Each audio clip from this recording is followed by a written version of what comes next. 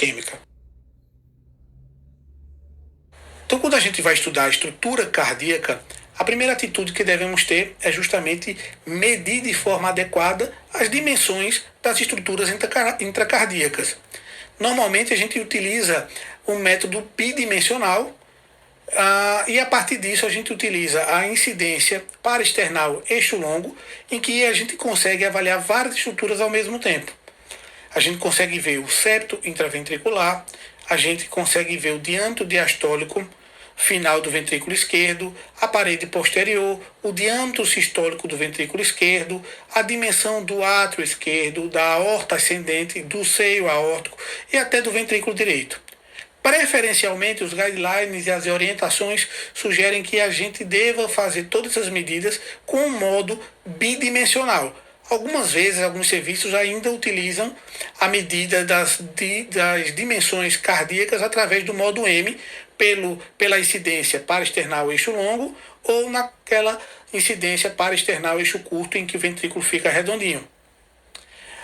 A partir das dimensões obtidas, a gente pode analisar e verificar a massa ventricular esquerda, através de fórmulas matemáticas em que utilizam aquelas dimensões que a gente teve, a gente consegue definir a massa do ventrículo, a massa de miocárdio, e a partir disso a gente consegue estabelecer e classificar o ventrículo em remodelamento concêntrico, em hipertrofia concêntrica e hipertrofia excêntrica, tudo isso relacionando duas informações.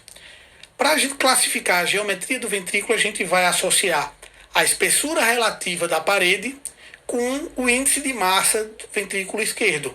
Como é calculado o índice de massa do ventrículo esquerdo? A gente pega aquela massa que a gente calculou através das dimensões intracardíacas e indexa pela área de superfície corporal. Para homens e para mulheres, esse índice de massa é diferente.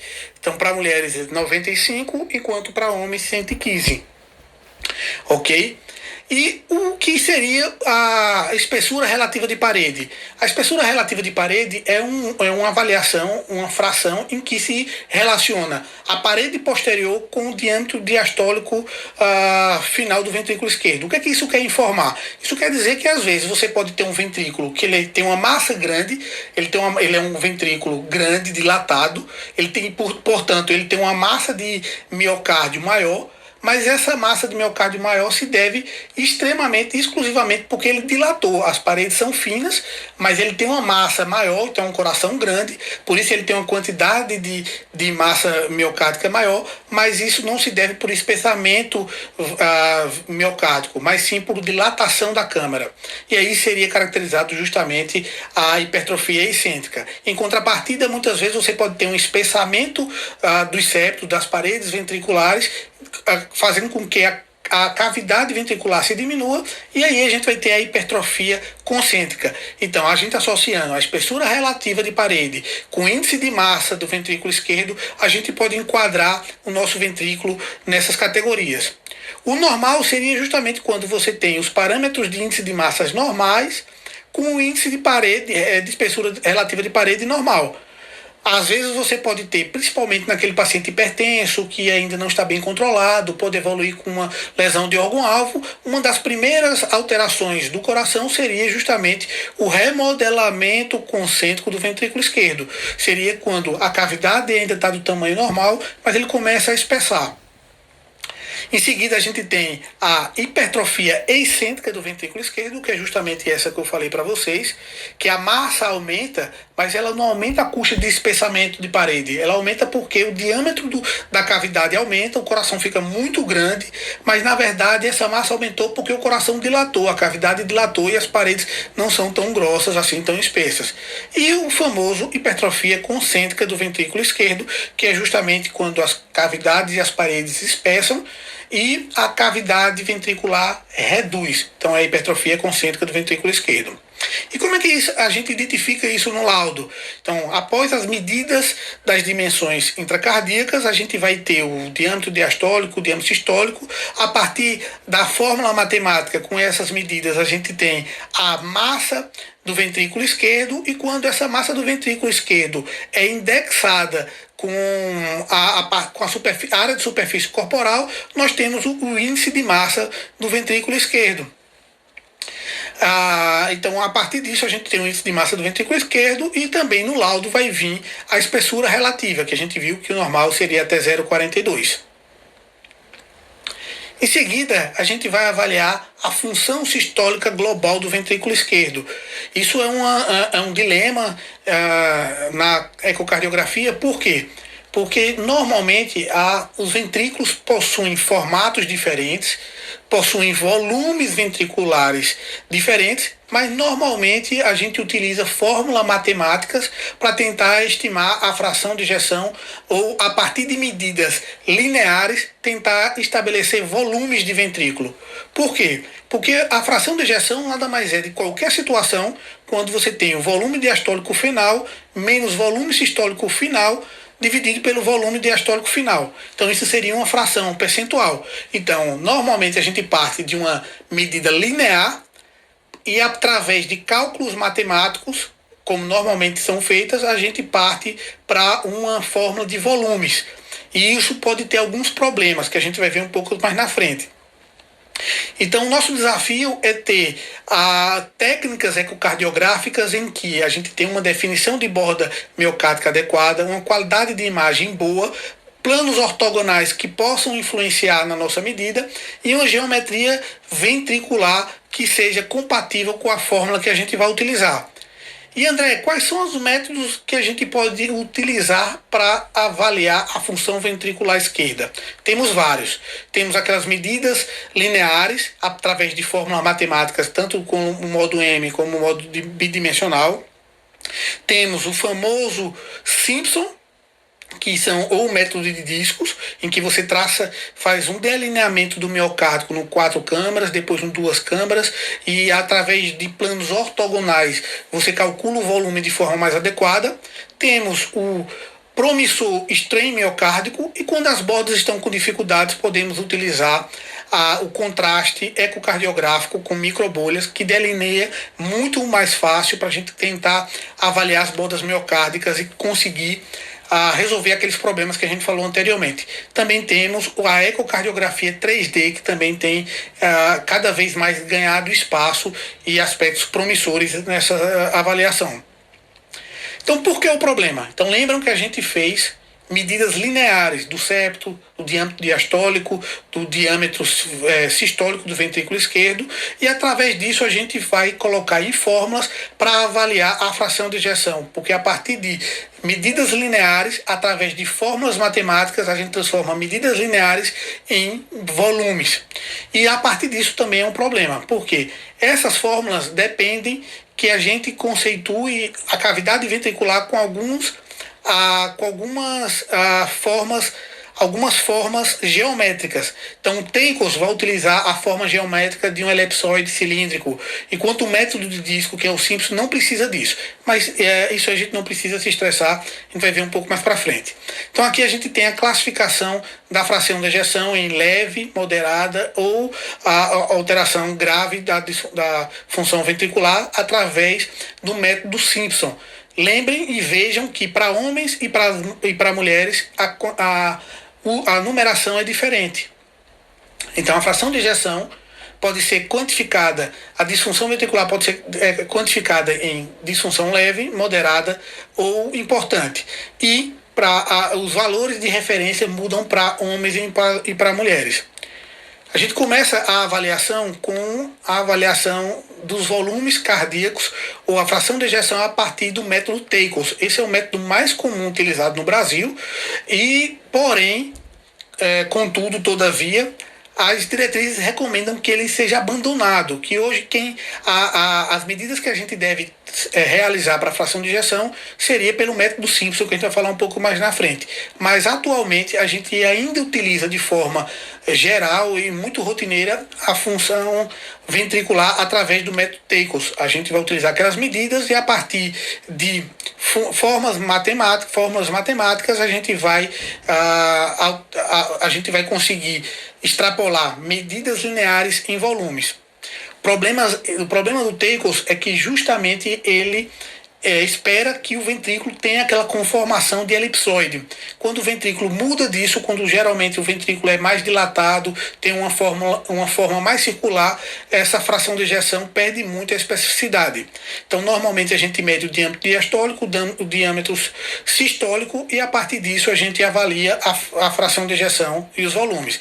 Vejam aqui que a parede, o diâmetro diastólico, a gente tem essa dimensão e o diâmetro sistólico. Então a gente vê que aqui, observacionalmente, visualmente, a gente já percebe que a fração de ejeção parece ser normal. Em contrapartida, a gente pode ter um exame como esse. O que é que a gente percebe aqui? Que os diâmetros estão dilatados e o septo não se aproxima da parede posterior. Provavelmente, esse é um exame de um paciente com disfunção ventricular. Percebam a diferença entre os dois. Um paciente com função ventricular normal de um paciente com uma disfunção ventricular, em que o septo não se aproxima da parede posterior e isso não apresenta uma contração eficaz. A gente mostra isso porque já houve questões em que foi cobrado esse tipo de conhecimento. Aqui é o método Teikos, no método Teikos com o método 2D, você também faz aquelas medidas que a gente viu. O problema é que, nessa situação, o Teikos encara que o ventrículo tenha esse formato elipsoide. Quando você tem um coração dilatado, uma miocardiopatia dilatada, em que o ventrículo assume uma forma mais cilíndrica, a especificidade do método Teikos se perde bastante. Em seguida, a gente vai para o principal, que é o módulo Simpson. Esse é um módulo que é preconizado que todas as frações de ejeções fossem obtidas por esse módulo. A gente pega 4 câmeras, a gente avalia tanto o diâmetro diastólico do 4 câmaras, como o diâmetro sistólico do 4 câmaras, isso também nos duas câmaras, e formam vários cilindros, pequenos cilindros, e esses cilindros são quantificados através de fórmulas matemáticas. Eles vão sendo avaliados volume por volume de cada cilindro desse, depois é totalizado através do computador, dando a fração de ejeção. Qual é a vantagem desse método? Esse método tem a vantagem de não precisar de extrapolar de uma conformação do ventrículo elipsoide, como é o caso do método Teikos ou de um outro elipse, como é o método do cubo. Então, resumindo, o Simpson ele tem a vantagem de não precisar de uma conformação geométrica específica. Ele vai quantificar exatamente qual é o volume de cada cilindro desse. Ele é importante justamente, principalmente também naquelas situações em que existe um infarto, um déficit segmentar localizado, e a partir disso a gente tem uma fração de ejeção mais adequada. Então, como é que a gente faz? A gente faz as incidências 4 câmaras, tanto o volume diastólico como o volume sistólico, também com 2 câmaras, e a partir de fórmulas matemáticas que o processador vai avaliar, ele vai quantificar cada volume de cada cilindro desse, e independente da conformação geométrica do ventrículo, ele vai dar uma fração de ejeção mais exata. Resumindo tudo isso, André, o que é que a gente vai ter? A gente vai ter o que o Teikos, apesar de ser mais utilizado atualmente, não é o mais recomendado. Hoje em dia a gente espera-se que se abandone a utilização do Teikos e que as frações de ejeções sejam dadas através do método Simpson, quando não se tiver de métodos mais completos, ok? Lembrando que muitas vezes essa recomendação se dá porque nos países desenvolvidos existem softwares que calculam o Simpson e tracejam os Simpson de forma automatizada e de forma mais adequada. Seguindo com a avaliação ventricular, temos em seguida o strain miocárdico, que é uma técnica bem recente e que tem algumas vantagens com relação ao método Simpson, ao Teikos e outras medidas. Como é que se baseia o strain miocárdico? Tudo isso foi baseado em observando-se que o coração, na sua própria embriologia, apresenta uma conformação como fosse uma corda, vários feixes enrolados entre si. Então você vê aqui como a gente vai desenrolando as fibras miocárdicas e percebem que o miocárdico apresenta uma conformação como fosse uma corda com vários feixes, que a gente vê nessa imagem aqui. E o que isso gera? Isso gera que a contração ventricular não é só abrir e fechar. Ela faz uma movimentação como fosse justamente de uma corda torcendo. Ela torce e se encurta. tosse e se encurta. Isso é justamente a movimentação, que não é só simplesmente abrir e fechar do ventrículo. Percebam vocês que as fibras musculares possuem uma contração muito mais complexa do que a gente está habituado. Então a gente tem muito mais movimentações que podem ser analisadas. Então observem que o strain miocárdico, através de um ultrassom 2D, muitas vezes você pode capturar as imagens 2D num aparelho e migrar para um processamento, um pós-processamento com uma técnica com strain. A gente vai pegar tanto o apical 4 câmeras, como um paraesternal eixo curto, e através disso a gente vai ter algumas avaliações que a gente pode fazer. Como é que o strain funciona? O strain funciona justamente analisando aquela movimentação, que pode ser uma movimentação tanto de subir e descer, como de rotacionar. E do próprio twist. Então, atualmente ele utiliza a técnica de speckle tracking. O que é isso? Ele pega o miocárdio, através do miocárdio a gente vê vários pixels brancos ou pretos. Isso é como se fosse uma identidade, uma impressão digital. A partir disso, o próprio sistema de software vai utilizar essa capacidade única e de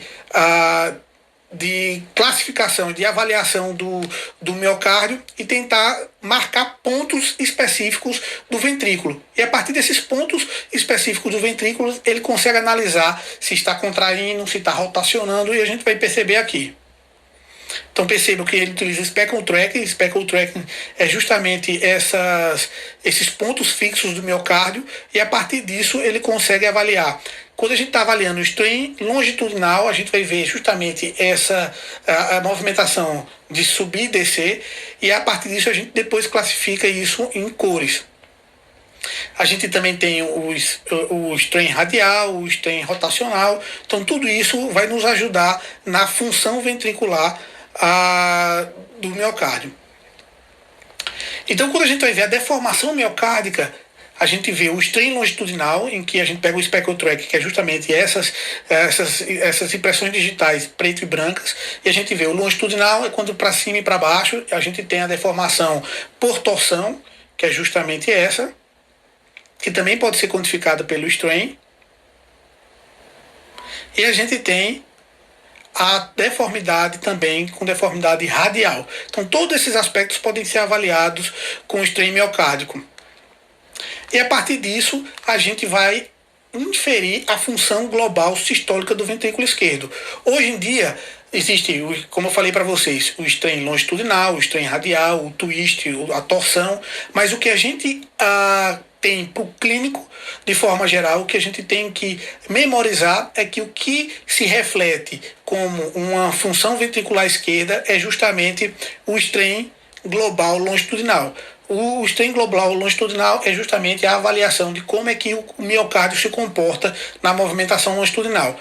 Normalmente a gente utiliza como valores de referência um strain longitudinal de 18 a 20. Normalmente ele é classificado como menos 18 ou menos 20, mas a critério de interpretação vejam e memorizem o valor absoluto, 18 e 20, cada vez como fração de ejeção. Quanto maior esse número, melhor é o strain. Quanto menor esse número, pior é a função global do ventrículo esquerdo. Então, o strain global longitudinal é um correlato da função sistólica do ventrículo esquerdo. E quando é que o strain tem sua utilidade de forma mais entusiasmada, e essa utilidade é mais evidente? A gente pode utilizar na cardiopatia isquêmica. O strain pode ser utilizado e pode ajudar na avaliação, justamente na contratilidade segmentar do ventrículo. A gente consegue ver, percebam aqui um ventrículo normal, todo vermelhinho, com todos com strain maiores do que menos 18, menos 20. Quando você tem uma alteração, uma alteração segmentar, tipo um infarto apical, você começa a ver ele mais azulzinho no meio, e um strain também alterado. Então, na cardiopatia isquêmica, nas alterações da contratilidade segmentar, o strain tem sua função. Na hipertensão, já existem vários estudos mostrando que mesmo aqueles pacientes em que possuem fração de ejeção do ventrículo esquerdo pelo Simpson, pelo TECOS normal, mas que apresentam strain longitudinal global já reduzido, prevê desfechos cardiovasculares piores no futuro. A insuficiência cardíaca também, inclusive a insuficiência cardíaca é muito, existem trabalhos cada vez mais fortes em que indicam que o strain global longitudinal possui a capacidade de prever desfecho e mortalidade maiores do que a fração de ejeção. Então, quem tem, às vezes, um strain global longitudinal pior, com a mesma fração de ejeção, vai ter desfechos piores com o passar do tempo. Também temos na doença de Chagas, na disfunção diastólica do ventrículo esquerdo, na cardiomiopatia hipertrófica. Muitas vezes a gente tem aquele atleta que possui uma hipertrofia ventricular. A gente não sabe se essa hipertrofia ventricular é pelo exercício físico ou por uma cardiopatia hipertrófica. A gente pode utilizar o strain miocárdico para tentar diferenciar se aquele paciente que tem uma cardiopatia, uma hipertrofia pelo exercício, geralmente tem um strain global longitudinal normal, enquanto o portador de cardiomiopatia hipertrófica apresenta um strain global alterado, também tem um strain um strain segmentar também alterado. Então ele é importante nisso. Quando a gente tem também aquele paciente com hipertrofia ventricular global, que a gente está suspeitando de uma possível doença infiltrativa como a amiloidose, ele também tem sua função e ajuda bastante. E o nosso principal utilização hoje em dia é justamente na cardio-oncologia, principalmente naquela neoplasia de mama, em que pacientes vão utilizar antraciclinas, quimioterápicos que podem evoluir com cardiotoxicidade. É bem evidente que antes da fração de ejeção começar a piorar, o strain começa a ter sua alteração. Às vezes você precisa 4, 5, 6 meses para começar a evidenciar uma cardiotoxicidade, enquanto o strain tem uma alteração muito mais precoce e faz com que a gente consiga manipular essa quimioterapia de forma mais adequada. Então, resumindo, a gente tem aqui o strain. A gente pode estratificar o nosso paciente através do strain, considerando que o strain longitudinal global acima de 18 é o normal, entre 16 e 18 é aquele limítrofe, a gente não sabe, fica um pouco borderline, entre 12 e 16 é reduzido, entre 8 a 12 tem uma redução importante, enquanto um strain global longitudinal menor do que 8% apresenta uma redução muito importante. Então, para finalizar, mostrando o último método, que é justamente o método subjetivo, em que uma pessoa mais experiente consegue avaliar o ventrículo e principalmente saber se aquele ventrículo está batendo bem, se está batendo moderadamente ruim ou uma disfunção severa. Então, aqui a gente vê um ventrículo, uma incidência parasternal eixo longo, que o septo se aproxima da parede posterior. Então aqui a gente já observa que a fração de ejeção desse paciente tem uma fração de ejeção normal. Observem a diferença já desse ecocardiograma, em que a função aparece mais deprimida, aparentemente com disfunção moderada. Percebam aqui comparativamente entre o septo e a parede posterior, apresenta uma disfunção ventricular de grau moderado. E esse a gente vê agora um grau de disfunção bem mais importante. O coração quase não bate, quase apanha. Então percebam aqui as 3 incidências das 3 tipos de disfunção ventricular. E o ventrículo direito? O ventrículo direito, a gente avalia a função global do ventrículo direito por alguns métodos. Os principais são o TAPS. O que é o TAPS? Você pega um apical 4 câmaras, coloca o TAPS. Você pega um apical 4 câmaras, coloca um nódo M e avalia o deslocamento do anel tricúspide, dessa área do anel tricúspide, ok? Então, quando você tem um deslocamento desse anel tricúspide de forma em que tem mais do que 18, mais do que 17 milímetros, 17 ou mais milímetros, você tem um TAPS normal, o ventrículo direito, que sugere uma fração de ejeção do ventrículo direito normal. Quando você tem um TAPS menor do que 17, ou um montinho como ele é menor, a gente considera que existe uma disfunção ventricular direita. Outro correlato dessa avaliação é você, no lugar de colocar o modo M, você pode botar um Doppler pulsado, um Doppler tecidual, e que vai avaliar uma onda S, a parte superior. Então você vai medir a altura dessa onda S, que é justamente um correlato do Doppler do TAPS, só que a gente utiliza agora um Doppler tecidual. Quando essa altura é menor do que 9,5 milímetros, consideramos que a gente tem uma disfunção ventricular direita. Então a gente avaliou as medidas estruturais do coração, a fração de ejeção, e a gente vai seguir agora nos próximos módulos com a contratilidade e com as alterações da cardiopatia isquêmica.